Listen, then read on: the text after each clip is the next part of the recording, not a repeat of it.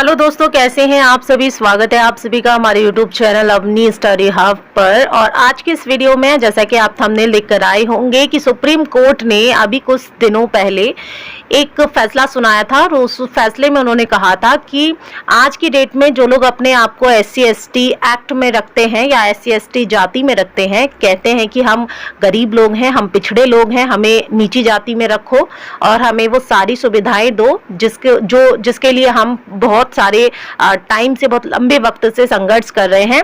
तो अभी हुआ ये था कि दोस्तों काफी टाइम से, काफी लॉन्ग टाइम हो गया, ये 10-10 साल करके आरक्षण बढ़ रहा है और बढ़ते बढ़ते आज हम 70 साल क्रॉस कर चुके हैं। आरक्षण मिला हुआ है जिन लोगों को, उनकी मैं बात कर रही हूँ। तो अभी फिलहाल के लिए जो सबसे बड़ा जो बहुजन दल निकल के आता है वो आता है दोस्तों भीम आर्मी वालों का।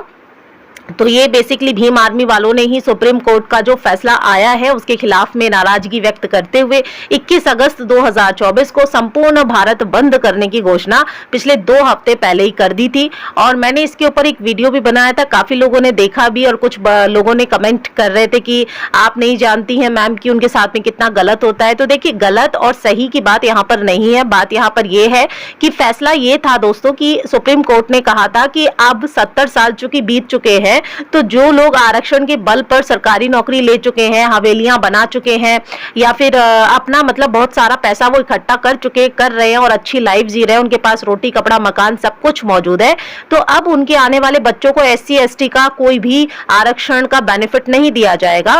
तो इसी बात को लेके कहा गया था, क्योंकि OBC में भी दोस्तों यही किया जाता है कि अगर OBC में कोई किसी के बच्चे के माता पिता अच्छा सरकारी नौकरी में कमा रहे हैं, बिजनेस कर रहे हैं, तो उनके बच्चों को आरक्षण नहीं दिया जाता है, फिर भी वो लोग OBC में रहते हैं, रखते हैं खुद को।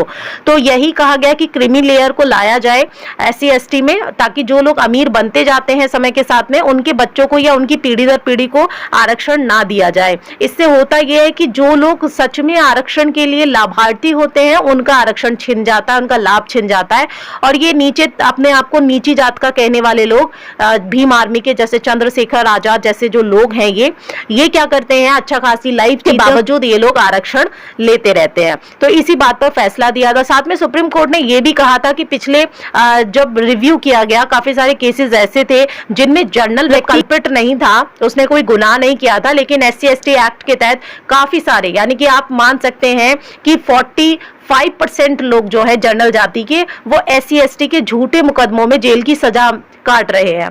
जब हकीकत यहाँ पे सर्चबीन किया गया तो पाया गया कि काफी सारे दलित समाज के लोगों ने जानबूझकर, यानी अपनी जलन कह सकते हैं आप, बदला कह सकते हैं, उसके तहत में जनरल जाति के बहुत सारे 45% अराउंड लोगों की जिंदगी खराब कर दी और वो जेल में सजा काट रहे हैं। मतलब मर्डर क्राइम ये खुद कर रहे हैं दलित समाज के लोग और आरोप में फंसा दे रहे हैं जनरल वालों को। तो ये सारी बातें सुप्रीम कोर्ट ने अभी कुछ दिनों पहले की थी, जिसकी वजह से भीम आर्मी, भीम सेना आप कह सकते हो, या आप ऐसा कह सकते हो, ये जो अमीर लोग हैं, दलित समाज के जो सबसे अमीर लोग माने जाते हैं, इनको ये चीजें बहुत बुरी लग गई, क्योंकि इनकी हकीकत सामने आ गई और उसके बाद में इन्होंने ऐलान कर दिया कि भारत बंद कर देंगे और सुप्रीम कोर्ट अपना फैसला वापस ले। अब दोस्तों मैं आपसे ये पूछना चाहती हूँ कि क्या आजाद भारत में ये सारी बातें शोभा देती हैं? क्या सुप्रीम कोर्ट ने गलत कहा? जो लोग आरक्षण के बेस पर अमीर हो चुके हैं, मेरे यहाँ भी मैं आपको बताऊं, मैं जिस सोसाइटी में रहती हूँ यहाँ पे काफी सारे मतलब हस्बैंड वाइफ दोनों सरकारी नौकरी पर होने के बावजूद भी आरक्षण का फायदा लेते हैं। क्या ये गलत नहीं है दोस्तों? ये बिल्कुल गलत है, सरासर गलत है। जो चीज जर्नल वालों के साथ में गलत मानी जाती है, वो चीज इनके साथ में भी गलत मानी जानी चाहिए। फिलहाल दोस्तों यहाँ पर भारत बंद होता हुआ नजर नहीं आ रहा है, क्योंकि काफी सारी चीजें खुली हुई हैं, बस ये हल्ला हो रखा है। पुलिस अपनी कार्रवाई में लगी हुई है, ऐसे लोगों के खिलाफ में सख्ती से कार्रवाई भी की जानी चाहिए कि जो लोग देश की एकता, अखंडता, संप्रभुता को नष्ट करने पर लगे हुए हैं सारी सुख सुविधाओं के बाद में। फिलहाल आपका क्या कहना है कमेंट में जरूर बताइएगा। क्या ये जरूरी हर वक्त आंदोलन किया जाए, हर वक्त सुप्रीम कोर्ट के फैसले का अनादर किया जाए? जबकि आप सबको पता है दोस्तों, हम सब पढ़ने वाले स्टूडेंट है और हम सब जानते हैं कि स्वतंत्र है न्यायपालिका।